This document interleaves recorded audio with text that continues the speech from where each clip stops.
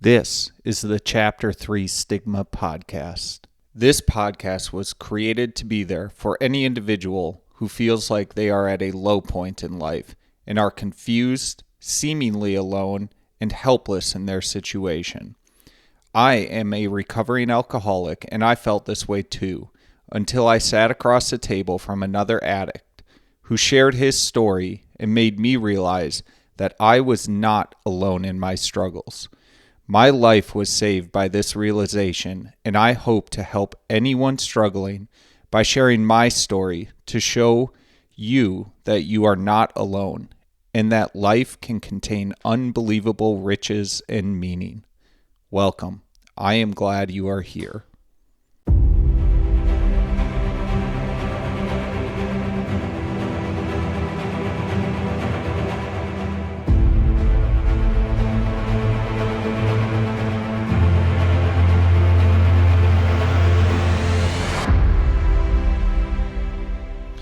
Hey everyone, just wanted to throw out a quick disclaimer leading into this podcast.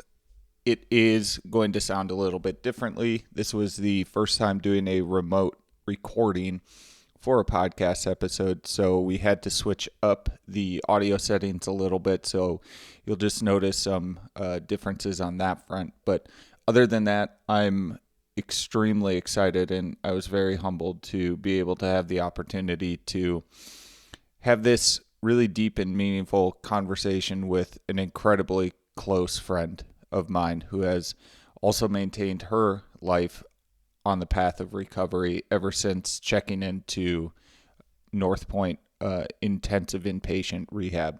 So let's get to the episode. All right. Hey folks, welcome to another episode of the Chapter 3 Stigma Podcast. Today I'm joined by a very, very close and dear friend of mine who I will introduce here shortly. It only took us about an hour to figure out how to do this virtual podcast interview thing. So, you know, when two alcoholics put their heads together, I guess that's what you get. But no, so Heidi, just to give like a little bit of background and context, we're going to do a deep dive into intensive inpatient rehab in today's podcast. And I thought it would be really beneficial since the majority of these podcasts are just kind of delivered from my perspective, which honestly is the way I structure this purposefully, because really the only thing I can do as it pertains to helping others on their journey of recovery is to recount my own experiences. But when it comes to the intensive inpatient rehab experience, I did want to bring someone else in because it is such a unique, it is such a disruptive, and it is such a potentially impactful experience in somebody's life that I just kind of want to portray how everyone's journey to that decision point might look a little bit different. And then everyone's experience, even though we're going through the exact same programming, might be a little bit different as well. And then sort of the aftercare and post-rehab experience differs as well. But, you know, at the end of the day, it's like we're all just trying to do our best to take each day as it comes and maintain our lives on the path of recovery. So with that long-winded intro, and again with an hour of troubleshooting technical issues, welcome, Heidi. Thanks, Thank Kyle. you for being here. So yes, I'm happy to be here. This is going to be fun. Yes, I'm very much looking forward to it. I've been trying to think of a way to incorporate like an interview or something like this with someone from my past, and especially the early days of entering recovery, because it was such a crazy and impactful time period in my life and in everyone's life. So again, Heidi, like I'll kind of open it up to you and let you sort of expand on your journey. Like what's your background? Again, like I've covered it a bunch here in this podcast, but I would say like I really battled alcoholism on my own for 12 years. And over the course of those 12 years, like my story and manifestation of my struggles came out in a manner that it's like I drove myself into isolation. Isolation just led to like this unbelievable tangled mess of lies that just finally broke. But I'm just kind of curious, what's your story, and what ultimately led you to make the decision to go to North Point? Yeah. Um, I think I'm just going to start with on my 45th birthday, I was supposed to meet a girlfriend and I ended up getting a DUI instead of meeting her. And was, it was a hit and run. I hit the gal's side mirror. I didn't do damage, but she Mm. called the cops and I ended up in my house getting arrested because I answered the door. Hello, come on in, Mr. Officer. Like, how Hmm. can I help you? And, Were arrested you in trying front to of the, play innocent? I was too drunk to do anything. I just Yeah. opened the door. My car was in the driveway. The doors were open. But you go into the garage and then they can arrest you. And as I'm being handcuffed and arrested, the kids' carpool is dropping them off. And so Ugh. yeah, it was brutal. But not brutal enough to get me to rehab. Like, I Hmm. had to get a blow and go, had to go to jail for a night, and then 6 weeks of counseling. And I convinced them, oh, I can't believe this happened. My 45th birthday. I should have never done that. And this is such a crazy scenario. So it was just a one-time thing in my head, yet, you Yeah. know, that's kind of when one of the many times when people are like, can't believe she's drinking again. After that, that would have thought Yeah. that would have been her rock bottom. Well, so fast forward to about 2 years ago, and I was suspected of drinking at work. I've been a high school counselor for over 20 years. Well, I was. And I had been so many times that I didn't know who suspected me and who they were going to interview. So I admitted to it and basically got off with a slap on the wrist. I got some Mhm. antidepressant meds and I saw a counselor who I showed up to those appointments drunk all the time. Um, They were and in person, or was this during COVID? yeah, no, they were in person. Okay. I don't know if he probably knew. I think he just was like, Yeah. how dare they say these things about you? I'm like, you are the best counselor ever. How dare they? Oh. Right? And then a year later, just about the same time, it was April 28th because my dad's birthday is on the 27th that he had passed away. April 28th, I was so drunk at work. Don't even remember Mm. half of that day. Like, apparently I ran a parent teacher staffing, had Oh no my clue I gosh. did. Oh I my gosh. told another colleague to go fuck himself. Like, I only know this because I read Someone about told it. you? Yeah, Oh, well, you. I read about it in kind of the findings. Yep. Um, but my son having to go to the high school and pick up my car was devastating for Hmm. everybody. And then my husband having to come get me. Like, I couldn't even dial his number. But I remember coming home that night and I passed out. Then I woke up and said, I think I need to go to rehab. And, remember my son saying, what do you want, a medal? And I'm like, well, yeah, I do. But then started that process of frantically looking for places. Where could I go? Who could get me in? Because as you know, it's like that short window of being willing to go because I could Yep. certainly convince myself I'm not that bad. This was just another big mistake. Yeah. And as it turns out, so I live in Washington. As it turns out, my insurance, which pretty decent insurance, I have Primera, I thought it was decent, would only pay for out of state. And ironically, the two places we found, North Point Recovery in Idaho and California by the Sea, they both have places in California and Idaho, but they also have places in Seattle, but they wouldn't Hmm. cover those. And my girlfriend had gone to North Point, Idaho. She called and got me in, and I was on a plane, I think on Wednesday, and this was all on a Friday. Wow. Yeah, that's incredible. And I had made I had made a comment to you, or we had chatted about at one point, like that idea or that window that you referenced with regards to being like, no, I'm willing to Yeah, go, but then knowing that like our alcoholic mind is spinning and like working to manipulate and come up with like excuses and reasons for, oh, why this was a one time thing and it's not going to repeat itself. I honestly don't know how you managed through the flight. And maybe it was because like the pilot was flying the plane and like once he got right. on and buckled in.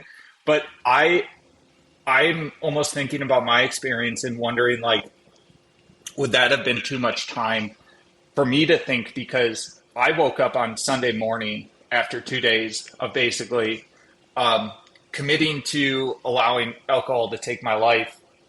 And I had that same realization that I need help. And about 2 hours later, Alyssa and I were on the phone, and North Point said, we have check-in available in 1 hour. And Yeah, I freaked out. And so I live in Boise. I'm 20 minutes from the facility.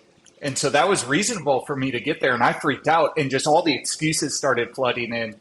And in the back of my mind, like, you know, I don't even want to call them valid excuses, but there were things like my parents were coming to town to help us. They weren't even going to land by that point. And like I had paperwork to fill out with my employer and things like that. So I balked, and we bumped it to the next morning. But I'd be lying if I didn't say like deep down, I kind of thought I would weasel my way out of it. Um, yeah. My excuse was Mother's Day because I went in on May 3rd, yeah, and I'm like, I can't be yep, gone on Mother's Day. And they're all like, yeah, we don't want you here. You're always drunk on right, Mother's Day. right, Because, I'd start celebrating my day all morning long. I'd start with yep, vodka and I'd end with champagne and then probably yep. wine or something else. And, I was so mad. I got to the airport. I went to the bar. I got on the plane. I'm like, okay, I'd like some vodka. And they're like, a girlfriend, it's like a 7 Too a.m. short of flight. a We flight. Yeah. too short and too early. I'm like, no way. This can't Uh, be.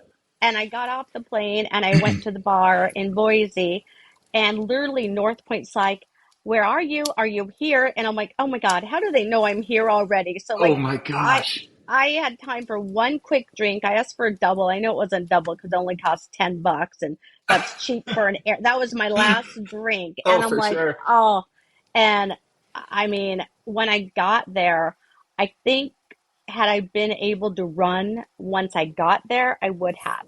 But it was Yeah. so surreal. They just pick you up and then they put you in this room and you take off your clothes. And I'm like, Yep. oh, what is going on? Like, where am I? What have Yeah. I done?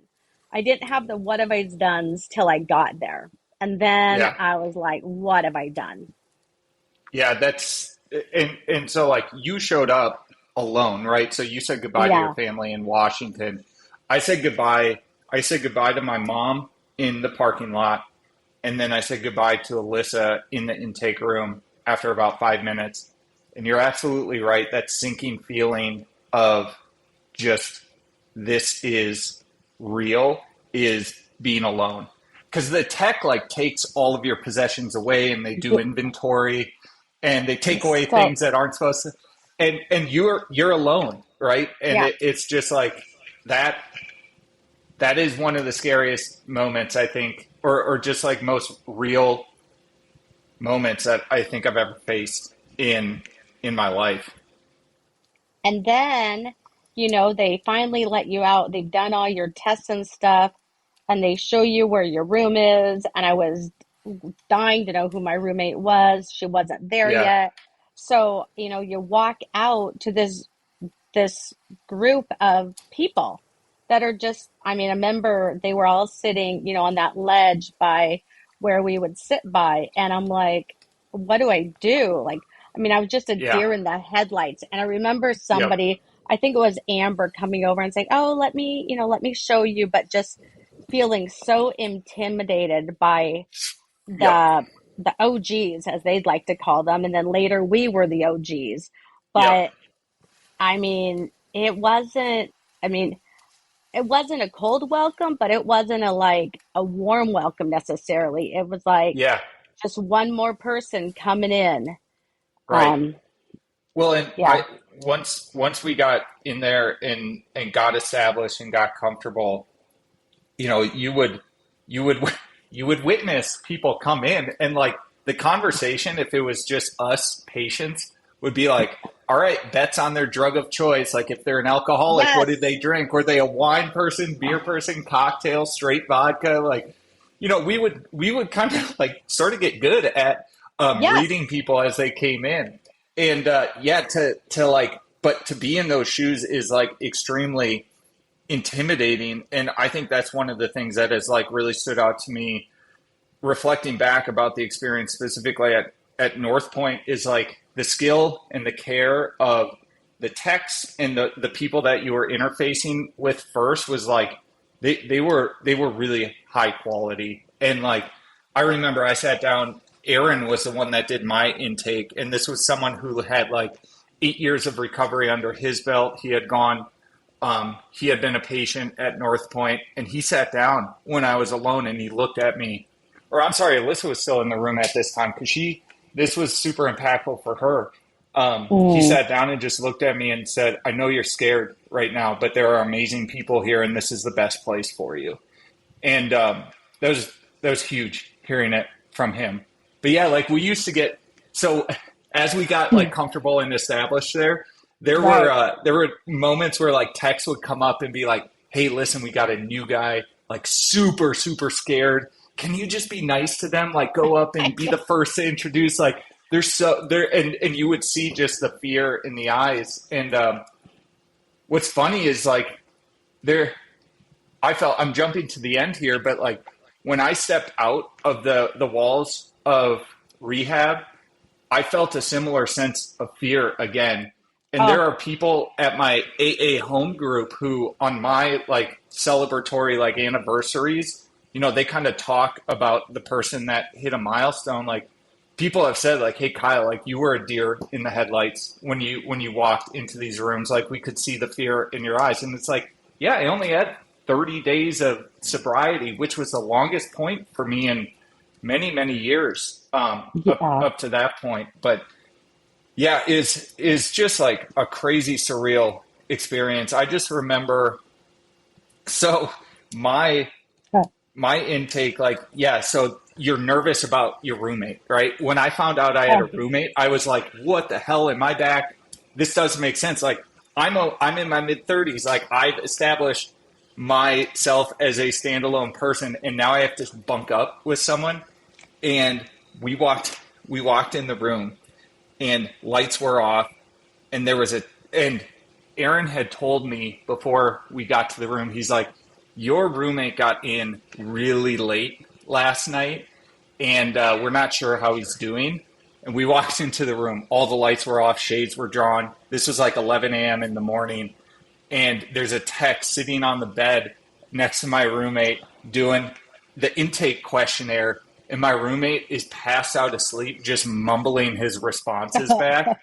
And Aaron's like, we'll come back to the room, I'll show it to you. It's not that big, there's not much to it anyway. And so we leave, and I'm just like, oh, what the hell? And he had told me, he's like, your roommate is here for meth and alcohol. And I'm just like, I have a meth head for a roommate. Like, what, yeah. where am I? It just blew my mind. Well, and my roommate Rachel was straight out of Compton. Shoot, man, Yes. she had a hood on, and I mean, I was terrified. I'm like, oh my Oh, God, I should have brought an exercise band so I could hang her if I had to. I mean, or save myself because but she just, once she found out I was there because I was drunk at work, she's like, "Oh, total street cred," and I'm like, "What?" yeah, right. Like that's the only reason she, I think, would even talk to me. She's thought it was hilarious, and she was a total mess. I mean, we became great friends, and Yes. but at first I was so scared. I mean, I was wanting to go run for the hills, and they're like, Yeah. you don't have to go to the meetings right away. And I'm like, oh, I'm going to the meetings. I got to be safe. I got to be around Yeah. people. I'm not staying in this room. That So, was going to be another question I had for you because when you check into rehab, again, at least in our experience at North Point, like they do give you quite a bit of grace period, like during your detox. Like they put a bright yellow band on your wrist to oh yeah, signal that you are in detox. You're on, I forget what the medication is you're on, but it's some anti-seizure medication. It makes you feel like super loopy. I came in and I blew a zero. I was like overly tired and like detoxing like crazy, but I blew a zero. But that medication made those first 3 days just kind of like blend and blur together. It's like a really weird experience. But yeah, they're like super forgiving of the first 3 days of engagement. But my thinking was like, I'm here. I'm gonna get like I sat in the common space during one of the early group early afternoon group sessions, and you and I were in the same group. Um, yeah, but I did that was the only session my entire 28 days that I missed. And it was solely because like the session had started and I felt uncomfortable and tired enough that I was like, I'm not gonna bust in. But from the very first day, I was like in the rooms and in the sessions and just like kind of wanting to assimilate as much as possible, I guess. yeah. Um, I and I think, we've talked about this a lot. Our group was outstanding. I oh mean, yeah, I don't know if I mean, I loved after I got used to it, I did love so much about being in rehab. I mean, I look yeah, back at it now and it felt like summer camp, but I think that's part of yeah. because of some of the things I miss being fresh, felt like a fish thrown back to sea once I got out, right? I mean, Hmm. you had access to your friends. I mean, you Yep. didn't have access to alcohol or drugs or the phone necessarily, but you had access to somebody to talk to 24/7. Hmm. And our group was just, I mean, everybody in there connected. And for the most part, it felt like everybody there wanted to be there. And Yes. I don't think that's common, but I don't know because I've only been once and I pray to God it's one and done. But Yep. I do remember, a guy named Jeremy. He's like, oh, this is my ninth time. And I naively said, well, what's going to be different? Like, I just didn't Yeah. get it. Yeah. And come to find out, he wasn't the only one with nine times. I mean, my friend Yep. Amber, it was like her 10th time. And I'm like, what Yep. is wrong with you people? But I didn't know how hard it would be once I got out of there in the real Yes. world because I hadn't Yep. experienced that. Right. Exactly. And it was. I actually do have some good feedback and insight that our group was very unique. Mm, And when I say our group, I mean like the 30 to 40 people who sort of moved through rehab together or were there during like, the 2 to 3 weeks that our time overlapped. Um, I have been back to share my story at alumni night twice now, and each time I'm back, like the alumni coordinator and the techs that I see, we'll always talk like, "Hey, how's this person doing? How's that person doing?" And it eventually comes up like, "You guys had a special group. Like you had a really unique time period. Also, like the weather was super nice, so we were oh, outside in that courtyard all the time. We were just like we were super active. We were very engaged, and you hit the nail on the head. Like we were supportive. We were all there for our recovery, and we were supportive of everyone else's recovery, and we were very protective of that. There were some bad eggs that oh came yeah. through, and people. It was so cool to see how people circled up and rallied around each other and like really called bullshit on stuff that was like not okay behavior, or distracting to our like establishing our recovery efforts. I never would have imagined an experience like that. I thought it was going to be all like individual therapy and Yes. basically like isolated and alone. And it's like, no, this was a group effort. Oh my gosh, I'll never forget you running at Travis that one day. You were Yeah. so mad at him. But I was but pissed. but that was money. I mean, because you're like, Yeah.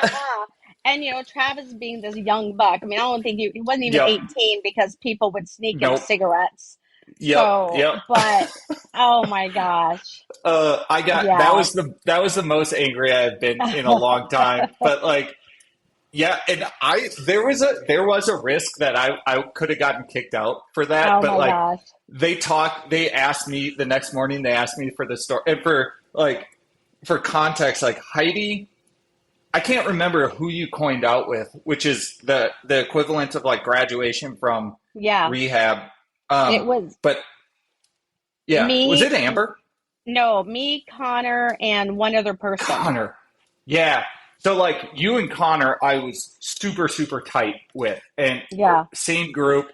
Loved you guys to death. Stayed in touch after rehab, but you two were getting your coin out, which is an opportunity for everyone to like speak their thanks to the person who was graduating the next day, and then it allowed the soon-to-be graduate to like kind of reflect back on their time.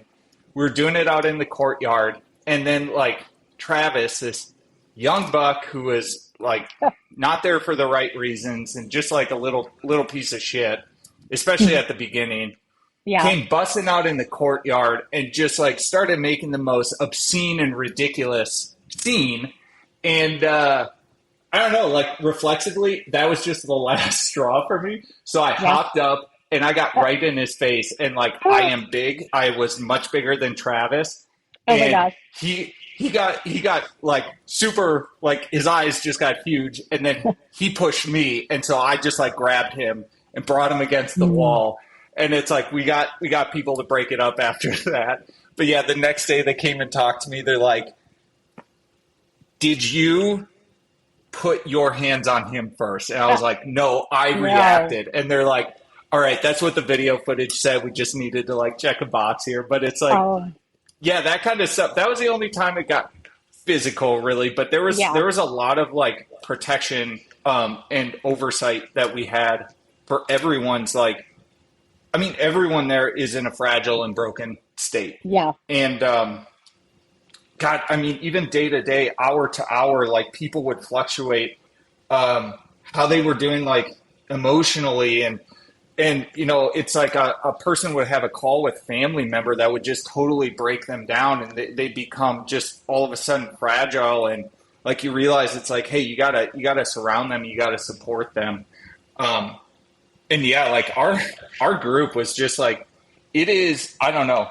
I genuinely would be curious to see, like, I think our group there has to be some like bump up it with regards to like how many of us stuck it out for a significant amount of time without relapse, without anything like that, because it's like we really created a tight bond. And it was cool to experience coming out because none of us had our phones. And so you had to leave someone your phone number in their like little farewell book. And, one of the first things I did when I got home was like read through that book, plug everyone's number in my phone, and then just start broadcasting and reaching out and being like, hey, I'm done. I'm out. Like, how are you doing? And then, the relationships can kind of pick up and run from there. But yeah, like never in my wildest dreams did I imagine such a profound sense of community coming from the rehab experience. Yeah. And I would say, kind of jumping ahead to getting out of rehab, that was, like I said, I could only go to Idaho or California, at least of the two I found out of state. And I didn't want to go to California because I didn't want to not be on the beaches all day. I thought that would just be so so mean to me. So, Yeah. ended up in Idaho and, but getting out, it was, it was hard. It was hard to come Mhm. home. I had changed. Things at home had stayed the same. I Yeah. didn't know what to tell people in terms of how I was feeling because I was used to just being able to be at treatment and feel however I wanted. And if I needed to go sit by myself, I would just do it. You don't have to explain Yep. it to anybody. I mean, they might check on you, but coming home, and then I had this idea that everybody, all of you in Idaho, you're having barbecues every night together. You're going to meetings together. Uh, Like I would even do the Zoom meetings, but then I was like, well, I don't like these because like you get a quick wave, but it's yeah. that whole ego thing. Nobody's talking to me. And if Yeah. they are, it's Yeah. like, hi, hope you're good. I'm like, wait, that's it. Don't you want to know more? So, Yeah. coming home here, I I did. They hooked me up when I left there to go to PHP, post hospitalization plan at North Point in Seattle. And Hmm.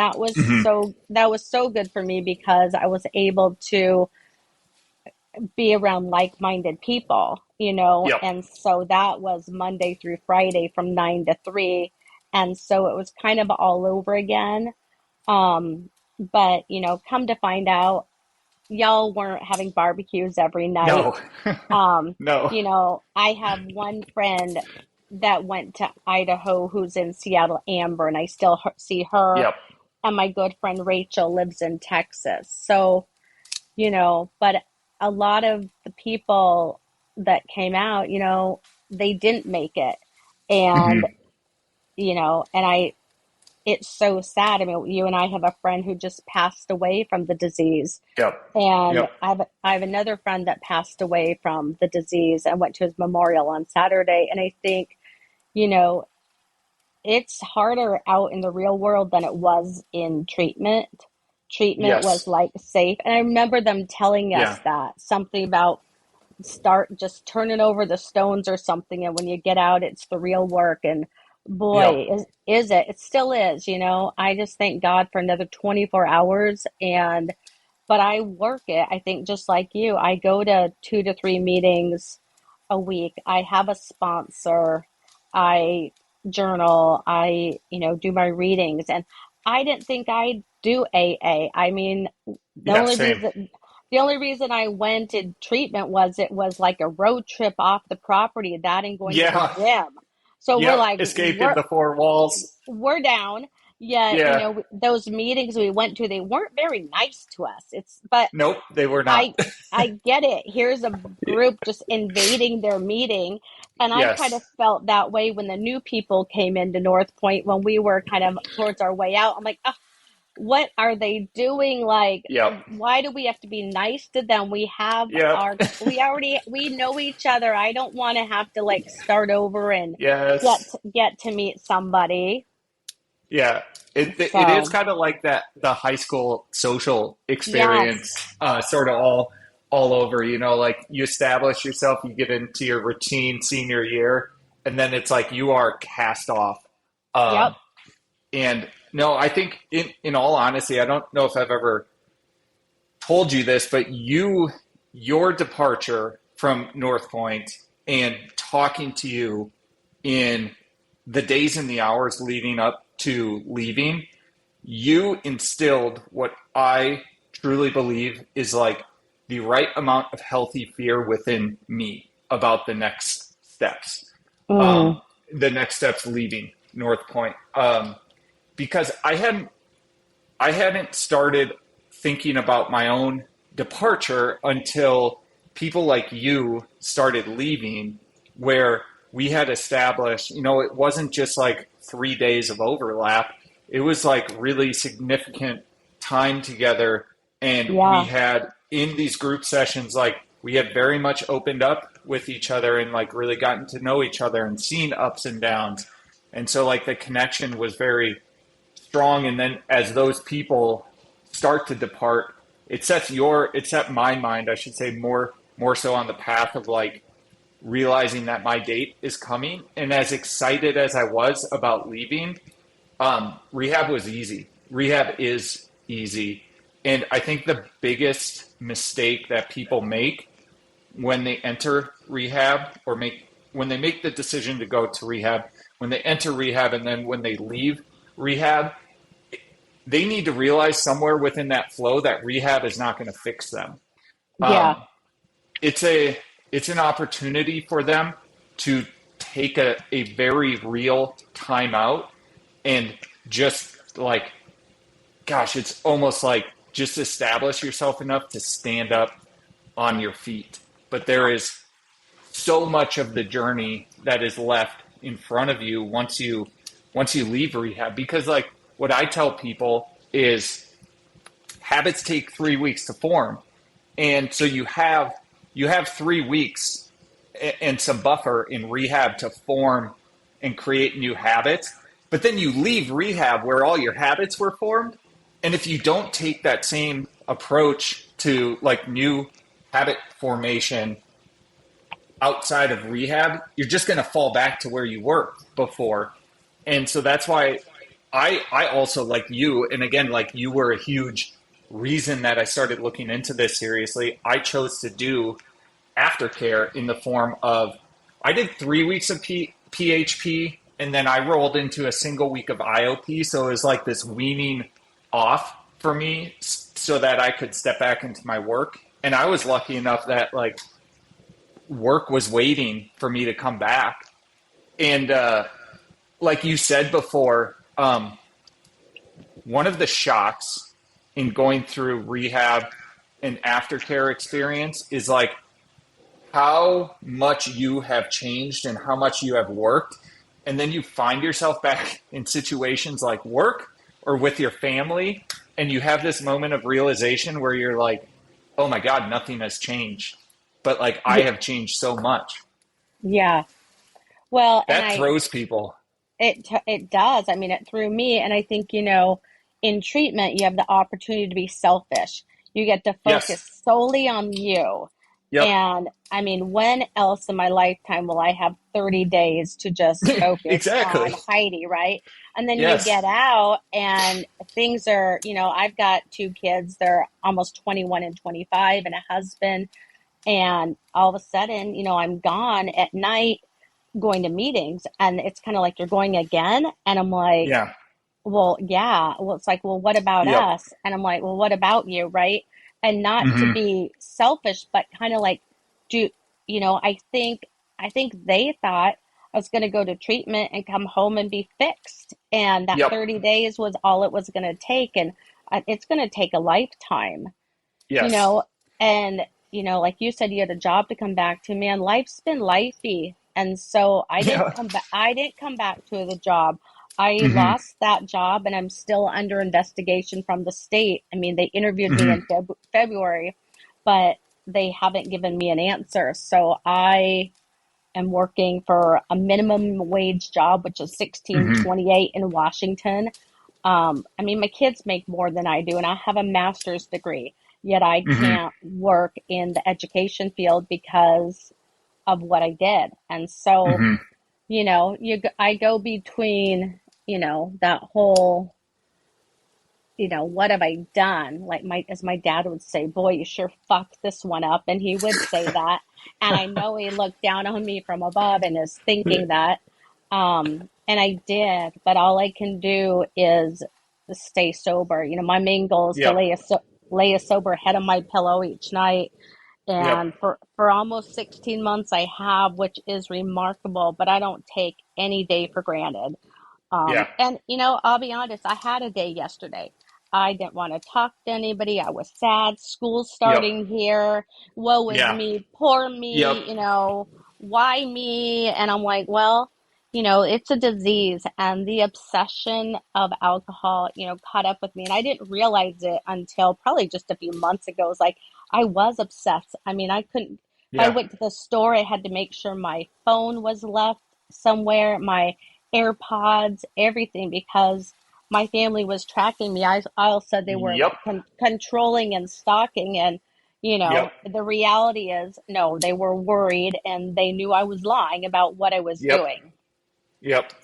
So that point right there, about the leaving the phone Yeah. at your home or something like that, I wanna highlight that because like that is an aspect, and that is the value of one suffering alcoholic talking to another alcoholic who has found the solution. Because you saying that, I'm like, yeah, I did that all the time. Yeah. Um, like no questions asked when I was going on a drink run. I'd look at the clock, figure out if my wife was going to be taking a break where she might call or text me during that time period. And if I was golden for like 20 minutes, I'd make that a super fast run, get back here to the house, and no one knows the difference.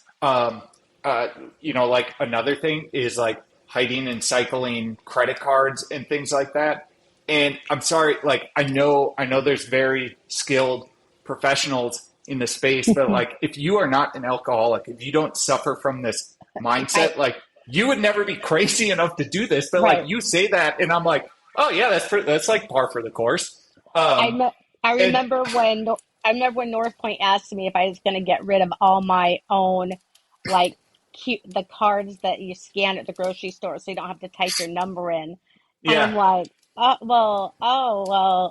mean, what do you mean get rid of them? They're like, yeah, well, you shouldn't be using those. And I'm like, oh yeah. man, yeah, No, it's just crazy some of the behaviors, and you're right. Just like the obsessive thought, and I would have periods of sobriety in my past where it's like I was white knuckling it, but all that I could think about was how pissed I was at the world and the situation, and how hard I had to work not to drink. But I was thinking about not drinking, and like therefore, like constantly thinking about alcohol, and right, it's like it's so funny because it's just like I'm totally free of that at this point. And like when I left rehab, so like we put together a discharge plan.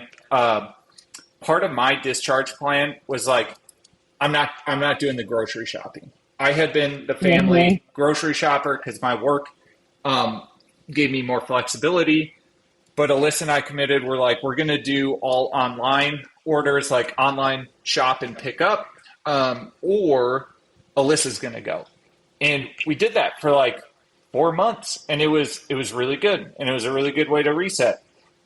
Today, like I can have an ad hoc, spur of the moment run into the grocery store without diverting to the alcohol section and like grabbing a can or two of something, and or even like a case or whatever I used to drink, and it's just like no factor for me yeah, anymore. But that took a lot of time, and that took a ton of work, and that took gradual exposure back to the situation. Um, but yeah, it's intense, the mindset. I had a huge realization. I almost called it a breakthrough, but it like wasn't much of a breakthrough because it was really difficult to get through. I had like a month and a half ago what I would call like an emotional relapse, and the reason I call it that is I realized I had something happen with work where I just went into full blown like rage and resentment building mode, and I discovered something that night when I couldn't sleep, and that was that I was basically dealing with like 80% of the symptoms that I dealt with when I was detoxing, like anxiety, just like obsessing and projecting things into the future, and just like my head just constantly spinning, like staring at the clock, like shortness of breath. And I finally, after only like 20 minutes, I was like, "You got to get the hell up! Like, you know what you need to do this time. So, just get up and figure it out." And it was like a really interesting moment for me to realize that while alcohol was like always it. Really, the realization was like it's so much more of a mindset and like the thought patterns that I fall into, And then alcohol just like made alcohol was the easy out, and it always made the problem so much worse, and it caused like this obsessiveness and this like crazed pursuit over it all. Yeah, I was in a fight with my husband, and like he was already so mad at me. And that was like the one time or one of the times when I'm like, well, what the hell? He's already mad. I might as well just fuck it all up and Yeah. let him be really mad. Like, let's Yep. just be mad at everything because I'm mad. I'm mad at everything. So might as well. And then I did. And I was actually at the store to get something else. And I mean, I thought about it, but then, I kind of played the tape forward and I'm like, for what? What good is this going to do? But Yep. just ruin I so much that I worked for. And Yeah. I remember saying to you, because you've got your little grant, and I just so wish I would have had all this insight and knowledge and all that before having my kids grow up with mom as a drunk. But Yeah. I remember you said to me, you can always plant a tree or something, or a seed. Yeah. It's like Some the best time to plant an oak tree was 20 years ago. The second best time is today. Yes. And And and that that stuck with me. And it's yep. hard when you see other people going through it. Like sometimes I'll go into the hospital and Yeah. chair a meeting at with pregnant women, and I just want to shake them. I want to go, you don't, because they're in there because they have been using. I'm like, Yep. you've got so much ahead of you. But, I'm sure people said that to me too for Yep. Yep. 40 years, right? And you just, until you hear it, you don't hear it. Yeah. Yeah. It's crazy what just like what lows we do let ourselves get to. And then the really frightening thing is like knowing that it can always get lower. And Yeah. that's what's just crazy. And you had mentioned the or you had made mention to playing the tape forward. I don't think that's something that I've ever brought up on here. Like that's a super powerful tool, and that is something that like you picked up at North Point, right? Like I had never Yeah. heard about that tactic um, prior to entering into North Point, and I like it hasn't been a tool that I go to a lot. Honestly, like um, I haven't dealt with any cravings, and I've had obviously like bumps in the road, and I've been spared of like actually. Here's where what how like alcohol has manifested in my life since entering recovery. I think about and I realize moments or recognize moments where I could drink, right? So it's like I went on a work trip and I was on a layover and I was walking around the terminal with time to kill. And I just had a moment of realization. It's like I could drink right now. This is a situation that I would have drank in the past. And Yeah. luckily for me, that's been the extent of it. So I haven't gotten quite to the point of like doing the play the tape forward. But do you just kind of want to detail like how that has impacted you or like how you put it into practice? Because it's a really powerful tool. Well, I think for me, I think about what you've been through with the loss of your daughter. Hmm. And I have a girlfriend who found out her husband has brain cancer in December and is day by day. He's dying Hmm. any day now. Yet she just celebrated 3 years sober today. You've celebrated over a year. And I'm Hmm. like, really? You're mad at your husband, so you're going to do this? Hmm. And then, I'd have to tell my sponsor, and I'd have to go to plenty of meetings where somebody will say, when does anybody have 30 days sober? And you're thinking nobody in here does. And Yeah, so raises their hand and they're like, it's a bit of a yeah, shock. I relapsed last week. And I'm like, no way. Like, you had 2 years, you had 6 months, you had Yeah. 20, whatever. And I think just I would be, it would be one of the hardest things I had to do would be to tell others. And granted, I don't have to, right? I could get away with it. I Hmm. know there's times I could get away Yep. with it, but Yep. I'd have to live with that. And I just Yeah. I don't know. I mean, I haven't tried it, knock on wood. I don't plan on it, Yep. but I just I feel like working so hard to get to where we're at today, like, and even our friend Amber, she has a few days more than I do, so I'll have a 16 months on the 4th. But and so Awesome. she will have that too. But this is the longest she's ever gone, and this was like her ninth or 10th time. And Yeah. her goal was to make it to a year. And then she really didn't know what she was going to do. She told me, she's like, I might just say I've met my goal. I've gone a year and I'm good, which we all know she's not good if she's been to treatment Yeah. 10 times. Yep. But I think now she's like, she's worked so hard, or Yeah. we've worked so hard to get where we are. Why would, what good is one drink gonna do me? It's not gonna, Exactly. and it's not gonna be one that we all Yep. know.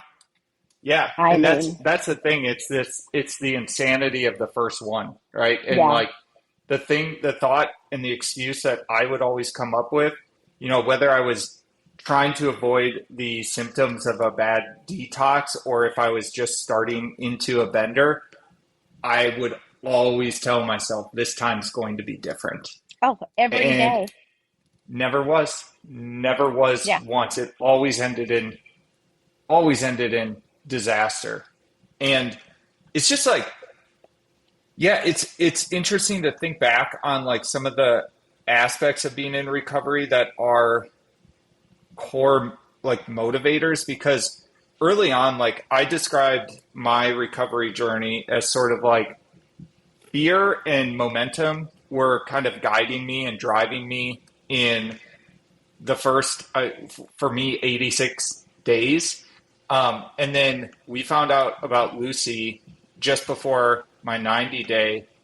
And I just had like a complete and intense shift in perspective and belief and understanding that, like, holy shit, I looked at the 12 years that I struggled and battled alone with alcoholism and then the intensity of the last 86 days. And I just had this realization. It was like all of that was to prepare for this and to prepare for Lucy. Like we had no idea what was to come at that point. Like the majority of the doctors and the majority of the indications is like, you're going to have a stillbirth. Like, you're going to show up to one of these appointments and like her heart is just not going to beat.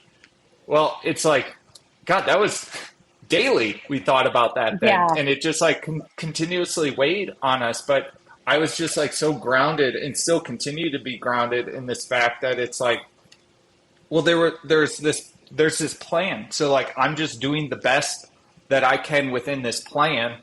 And so like the desires and the drive to drink and just like I'm so convinced that alcohol is not a part of that plan at all. yeah. And then like lately I have started noticing um a lot of good feelings coming from all of a sudden discovering that I'm someone who can be consistent and reliable. Oh, And like we never made social plans in the past because Alyssa literally it was a roll of the dice where I was going to be if I was detoxing I was irritable and I didn't want to be around anyone. If I was drunk I was drunk and Alyssa didn't want me around anyone. And so it's like yeah. we never made plans. People never asked us for favors. And we just retracted as like a couple as well as individuals. And like now we're finding that like neighbors are asking for rides to the airport at 4 a.m. on a Thursday. And I'm like, hell yeah, I'll be up, like happy to Right. pitch in. A Yeah. buddy of mine forgot something. He was up in the mountains and he needed someone to grab something from Best Buy and drive it 2 hours up into the mountains and hand it off to him within like 30 minutes of the call. And I was like, dude, I got you. Like, I can do that. Yeah. Those, and then It's, like hearing your story about going to the hospital and speaking with them, it's just like, I'm finding a lot of motivation and drive coming from that ability to be like reliable, consistent, and like of service to others. yeah, it's amazing to be able to show up and suit up for Yes. myself, for you, for others. I mean, a year ago you would have asked me to do this, and I probably even would have hopped on drunk or not Yeah. hopped on at all. I mean, there's Yeah. no way we could have navigated the We couldn't have technology. worked out that No, technical glitch. we'd be like, screw it, let's meet at the bar, you Yeah, right. know, We'll you just know, record on the phone. yeah. And, I think sometimes I'm like, does anybody else know how hard this is? Like, in Hmm. my family, like, do they get what I'm going through? I'm working so hard the first 12 months you get coins every month. It's all rah, Hmm. rah, rah. And now you have to wait till 18 months Yeah. it's just every once in a while, just out of the blue, I'll get I'm so proud of you. And it Yeah. just means so much to me. And I think it just keeps me going. And I'm proud of myself too. I mean, because Yep. we'd be lying if we said, oh, this is easy. No, It's far not from it. easy. And I couldn't do it alone. That I Yeah. know. And so I rely on friends like you and other Hmm. friends. I mean, that's the beauty of meetings. I have a fabulous women's group. I mean, that just, they Yeah. say stay in the middle, and they just embraced me with open arms. But I'm so lucky to have found that, because there's a lot of meetings I don't like. And so it's not like you're gonna luck into one great one always. You Hmm. gotta do just kind of like church shopping, right? You gotta find the Yes. right people. But I just think it's just so amazing to be able to have other people understand my crazy. Like, I Yes, know I absolutely. I know half the time what I say is like jibber jabbish to a normie, and I hate that word Yep. normie, but I'm going to use I it. know. I know. But I could say it to you, and I could like leave 5 words out every beat, and you'd be like, "Oh yeah, I got you." Yep. So I gotcha. there's power in the recovery community of Yes. people getting us. Yeah. And it's just there's a refreshing aspect to it, especially to your one of the things I want to highlight that you just said because it pertains to someone traveling early in their journey and if they do select to go to rehab, just like know that you need to be hyper focused, vigilant, and ready and willing to work when you get out. One of the aspects of that is do not settle with an AA meeting. I would say, like, I would strongly encourage people to shop around, explore meetings in your area, whether it's like AA or SMART or some of the other Yeah. like um, groups that exist. Just continue to shop until things feel right. And I've been to, because of travel, like we traveled to the East Coast one time, and I went to a meeting out there in Boston, which was like super cool because there was this lady with just like the thickest Irish accent, and we were meeting in Mm-hmm. this old like church. It was just like spot on, like legit alcoholics. And Yeah. um, no, but like that was a great meeting. But then I went when we moved to Minnesota. I went to a couple meetings, and it's like, God, this scene, the people is just not doing it for me. It was good for me still, but it just wasn't like it didn't hit that like frequency that I needed and that I was looking for. And again, like I got out of rehab here and started shopping around while shopping meetings while I was um, in my aftercare program, and I found the one. It was the bowling alley that they would take us to in North Point. They have a six Mm. thirty a.m. meeting, and it's Yeah. just like I'm a morning person. I like other morning people. I like other morning people that are recovering alcoholics. It was just like this It's this yeah. perfect blend, and but yeah, like even so, like coming out of rehab, I knew that I needed to get a sponsor, and like some people in our time in rehab actually got set up with sponsors or temporary sponsors Mm-hmm. while they were still in. I didn't. I felt nervous about that. The first meeting that I went to at the morning bowling alley, someone basically said, like, you're new here, you probably need a sponsor, go talk to that guy. And I went up, and it was like a super awkward, like seventh grade version of asking a girl out. Yes. And it's like we swapped numbers. And then I just blatantly asked, I was like, so does this mean we're official? Like, you're my sponsor? And he goes, yeah, I'll sponsor you. And I was like, Oh, oh, yeah. cool. I did it. I found a sponsor. Yeah.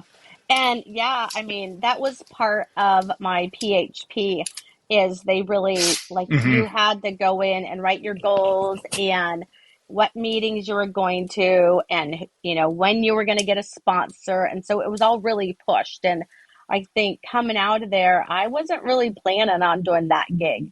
I was just going to come PhD out or AA.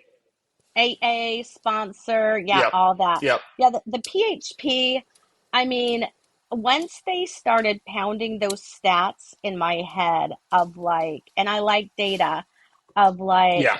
those who just go to inpatient have a low success rate. Those who Yep. go to IOP higher and then who do PHP and IOP and work the program far Yep. more because the odds Yep. are against odds are against us alkies, man. Yep. If you it's depressing and I've seen it. I mean, I can tell you, we got good buddies. We got Matt, we got Nate, we've got so many others that did go Yeah. back out, I know Matt's sober right now. I can't get a hold of Nate. I'm sure he's not. I know he went back to Yeah. treatment. I don't think he is, but he also doesn't have a good support system here. And I think Right. for you and I, we have our families who stand behind us and want this for Yes. us as much as we want it. Yes. Ultimately, we have to be the ones that want it, but it does help to Yes. have others traveling the road with us. Yeah. And there is like upsides and downsides to having a I'm just going to call it supportive. I was thinking about using the word like involved, but involved's not the right word. But like having, I think one of the things that people need to consider when they leave rehab, and the way I thought about it was this: just assume every relationship is going to be different and is going to be changed when you leave rehab. Because I mean, I know people that relapsed because they came out and they engaged with a loved one who, in some cases, was like, okay, let's go back to normal. Or in other Yeah, cases, were like, to your point earlier, like, why do you need to do all this additional work? You went to rehab. yeah, And so understanding, I just assume that everything's going to be different. Okay. And yeah, that everything is going to take work even when you leave rehab because like, so Jeremy and I always talk because Jeremy and I checked out one day apart from each other.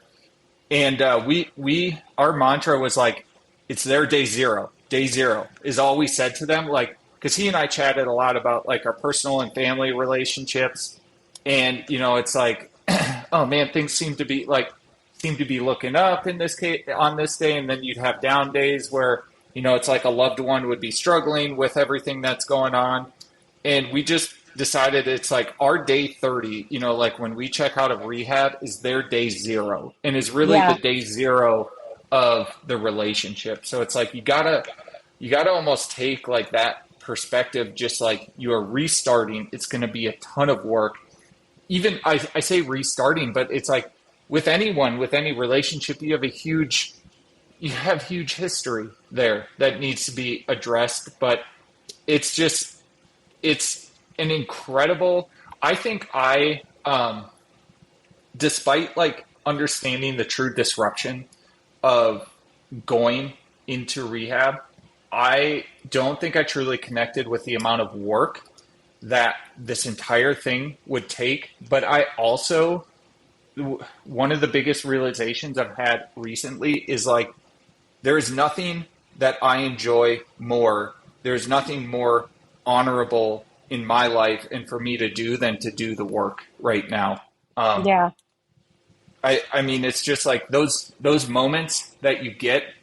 in life now. Like for me, the thing that stands out is like Grant's getting super observant and like super aware.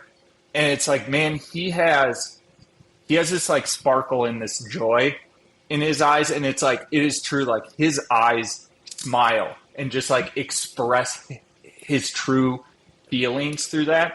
And it's like, I play with him and I see that. I see joy in his eyes. And those moments in particular for me are like, I'm willing to work on anything and everything and just like push and grind for this every single day for those moments. And I never expected it because when I stepped into rehab, I was on my heels, just wheeling from just taking punches. And Yeah. I don't know. I never thought I could be in the place that I am right now, but it has come through work and sacrifice, but there's been no work that I've done in my life that's more meaningful than this. Yeah, I fully agree. I wouldn't change anything. No. You hear people who say they're grateful to be an alcoholic, and I Yep. still am kind of like, But then again, we've been afforded such amazing opportunities because of this experience. And Yes. so the friendships, the relationships, the self reflection we've done and continue to do. I mean, shoot, everybody could benefit from it, but Yeah. it's nice that not everybody has to go through being an alcoholic to Yeah. see those. And there are people who do that. They journal every day, they reflect. I mean, that's just part of how they spend their time and their days. But it's taken a long time for me to realize the importance of doing all of those things. But Yeah. we'd be remiss to say that it's a continual journey, no matter It how you is. slice it. And you see people that have 30 years that still go to meetings, and they're, you Yes. know, it's like, why do you still go? It's like, why wouldn't I? This is how I keep Yeah. sober. So, Absolutely. Do you yeah. just kind of in closing out here, do you have like a typical day or do you have sort of like your bread and butter, I guess like program that you work or like how would you describe that today? Um, well, my days are they're pretty rinse and repeat. So that's one Hmm. thing, I mean, that I'm Same. I'm struggling with, right? When I work at the yoga studio, I get up at 4. I have to be there at 5. I'm done at 1:30. And there's quite a bit of downtime there. And then I come home and I finish the laundry. I do all the chores. Hmm. But I do make sure to do my readings, the daily reflection. Um, I've got this little joke thing going on where I send some friends some really bad Yep. jokes. I love it. I look I, forward to it you every know, morning. some are so bad, but some just make me giggle. And so it's fun. It started with a friend whose husband was dying. And I think that I don't even know how it started, but it's still going and I It's enjoy doing amazing. it. But just and making sure to take time um to for myself. I mean, daily, I Yep. need that. I mean, I'm definitely an introvert, though I think I present as an extrovert, but Hmm. I get exhausted by Yep. people. And Yep. so I have to remember that though when I've been at work and then my husband comes home, he's in technology, he's not surrounded by people. I'm Hmm. done and he's like just ready. I'm like, okay. Ready. So, Yeah. just really taking time to do that. And, I'm practicing yoga. So the days I Yep. don't work, I go to yoga. So definitely, making sure there's time for myself is crucial. And I don't think it's selfish. I just think it's No. important. Yeah, no, I agree.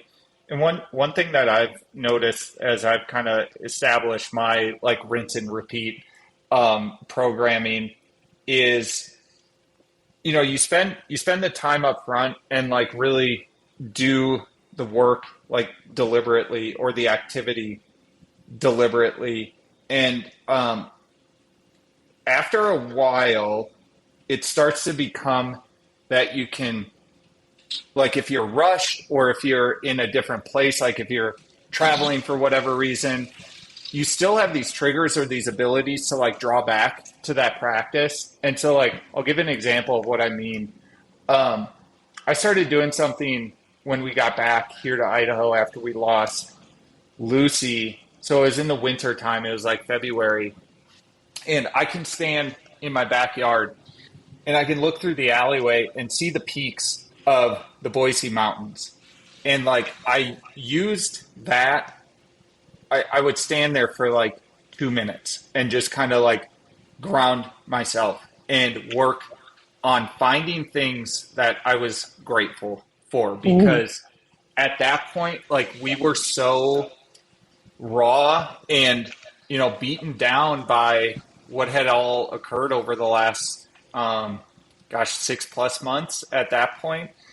And so I just like, I needed the view of something like super majestic and beautiful. Just, and like the way the sun rises here in Boise, it's just like a gorgeous scene. Like, we had at rehab, like we had the sky that we just stared at night and just Yes. watched the sunset against the clouds. Yeah. And so I would just like really take in that scene and like ground myself. And I had to do it consistently and I had to take the time to do it.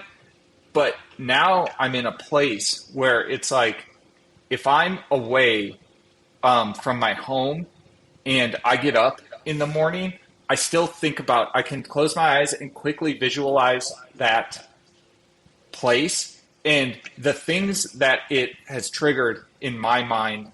And the practice that it helps me with is like, okay, Kyle, you decide what you're going to look at today and how you're going to look at it. Like, there's beauty around you.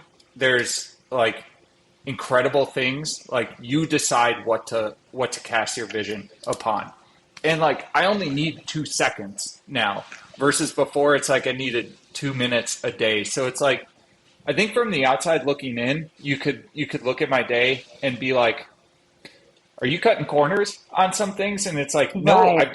I've just ingrained some of the thought patterns and practices so well that like I can get there without having to be there, or having to do like the actual thing that I was doing before. Well, and I think, I know we're wrapping up and it's probably a conversation for another time, but just the gratitudes, right? That mind Yes. shift. And, you heard me earlier say, well, I work for a yoga studio making minimum wage. Well, I'm Hmm. also blessed to work for a yoga studio making Right. minimum Yep. wage, right? Yep. And just that sometimes on those down days where I don't have a job. I don't have I don't, and this, la, la, la, and Rachel's in Texas and I can't see her. Hmm. I'm like, well, I have a phone. I can call her. I have a roof Right. over my head. I have a loving family. I have food and shelter. Like, and sometimes the gratitudes are just so simple. Like, sometimes I'm Yes. reaching, right? But there is so much to be grateful for. And sometimes that gets me through that 24 hours because I have to go, Yep. oh, yeah, right? So, Yeah. No, yeah. absolutely. And yeah, it's just been such an incredible mindset shift, because again, before rehab, I just like, I viewed the world because of, situations that I had experienced, and just like kind of the environment I had surrounded myself in during the time period where like I really crossed the threshold into being an alcoholic. Um, I just had a dark view on the world. And it's just interesting now because it's like, I don't think my perception about the amount of suffering and pain of that exists in the world has shifted all that much, but it's how I view what I do have in myself in those types of situations. And like, quite honestly, I don't know that I've talked a ton about it, but like, in going through what we went through with Lucy, it's just kind of like,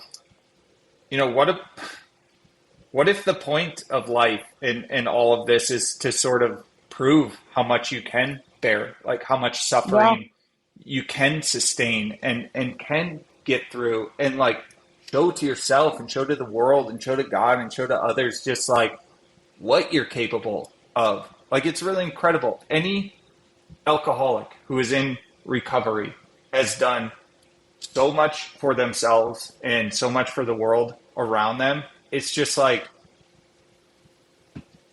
it's staggering. Yeah. It's like overwhelming to think about. And it's just, I mean, you had mentioned the grateful alcoholic, and like I agree. I kind of go back and forth on that because like it scares me how much risk was involved and how much I expose other people to risk during my Yeah. time in struggling with alcoholism. So I don't like flippantly say I'm a grateful alcoholic, but again, like I'll use this word, like I'm honored at this point to have done the work that I've done and to have the relationships that I do have in my life and to have real relationships. Like this conversation is like just so genuine and deep. And honestly, like, I don't know that even my closest friendships that I had at the end when I was struggling with alcoholism were truly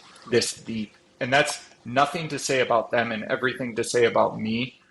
And I Yeah. think I have transformed a lot of those into more of this like genuine relationship. But the feeling of having like a real connection with people now is just, it's unbelievable. Yeah. It's remarkable. So it's awesome. And I'm just so thankful that we're friends and for I your am too. support and that we're on this journey together. Same. And I love So, your jokes. Keep them oh, good. coming. I Okay. tell the occasional one to Alyssa or a Oh, coworker or something like that. Like they broadcast beyond just me. yes. So Well, no, good. genuinely, Heidi, thank you so much for doing this. All the love Oh, in the world. If you enjoyed this podcast, share it with others or give us a rating on your channel of choice. My hope is that my story can help others in their struggles with addiction or any other aspects of life that they feel could be bettered. You can follow us on social media at Chapter 3 Stigma on Instagram and YouTube. I cannot solve your problems for you, but I can listen. If you want to reach out with a message through one of those channels, I will respond and let you know that you are not alone. All the best, you are loved, and life is worth every struggle and bit of suffering you have to endure. Until next time, all the best.